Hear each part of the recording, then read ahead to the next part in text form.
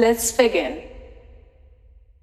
The next thing that I'd like to show you guys has to do with pitch correcting. And not only pitch correcting, but in fact changing the melody to your preference. Here we have the verse of Wildcard as it is on the record. I come around the turn and people stop and stare. I'll make a killing from this change.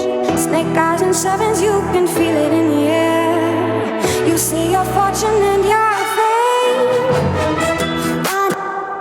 Probably the most significant thing that I did was take the demo vocal and change the last note. You see your fortune and your fame. So that was the original. As you can see, the fame line is a lot lower. But I'll start from the beginning and show you how I would go about pitch correcting the vocal altogether. So first we open up Melodyne, and I've already got it here loaded up. Click on transfer and just hit play. I come around the turn and people stop and stare. I'll make a killing from this change. Snake eyes and sevens, you can feel it in the air. You see your fortune and your fame. The first thing to know about Melodyne, it will sometimes think that two notes are one, and it will show you a big bend like this. Now before you can really get started, you need to correct that, because you don't want to be correcting a note when it's really two notes. So the first thing that you would do is click the note separation tool, and here I would double click,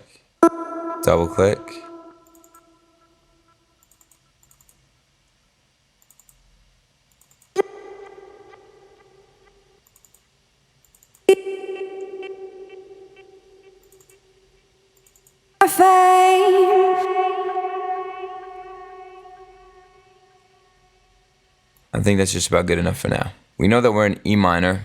If you don't know the notes of the E minor scale, you can go to Scale Snap. Now what I'm doing here is I've selected the pitch tool, and when I select notes and double click on them, it'll center them. I come around the turn and people stop and So I'm just sort of centering everything.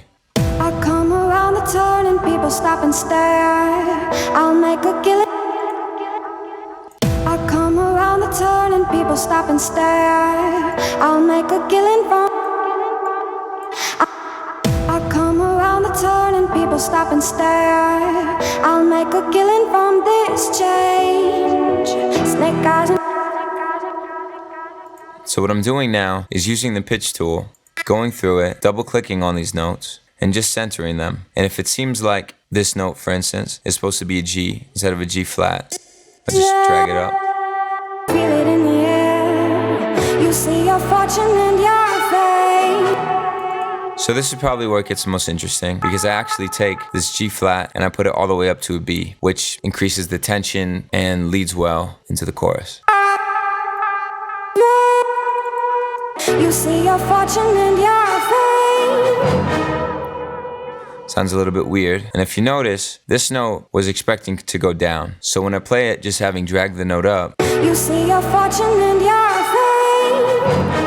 fame. You can see that sounds a little bit unnatural. So we're gonna have to get creative here. And by taking the pitch tool and setting it over the edge of the last note, you can get a nice bend. You see your fortune and your fame.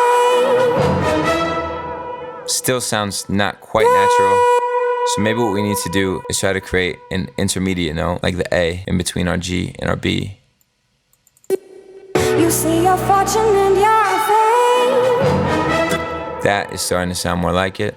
And we can make it sound even more natural by clicking here at the end of this note on the A and increasing the glide by stretching it out. You see your fortune and your fame. Now that sounds pretty much like this. You see your fortune and your fame. Which is the version that made the record.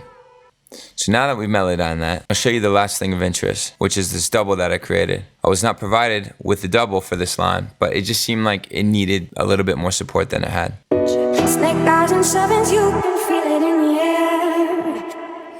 Now the way that I did that is, I took the original and I added Nectar. And Nectar is an incredibly useful tool for vocals. It supplies you with pitch correction ability, with gate, with other things that would usually comprise a vocal chain. But here they put it all in one plugin. Most interestingly, in my opinion, is the harmony. Now with the harmony tool, you can actually set an octave higher, a third higher, whatever you so choose. You have 4 voices to do it with. In this case, I'm adding 4 voices, 2 of which are the octave up and that's represented as 3 and 4. And you can see them here as 3 and 4. Their location vertically indicates their volume, and their location horizontally indicates their placement in the stereo field. In this case, 3 is hard pan to the left, and 4 is hard pan to the right.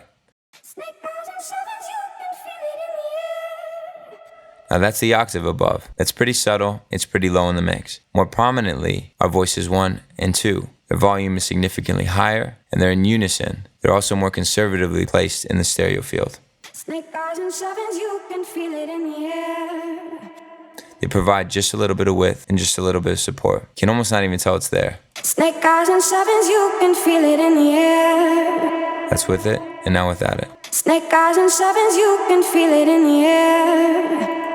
It's not even that the double is necessarily required for this lead, because it is the intro, it is the first verse, but we've got 4 lines that are quite spaced out, and in order to create some distinction between them, it's nice to have one of them have this double on it, especially because it's symmetrical melodically to the first line. So it sounds like less of a copy and paste job.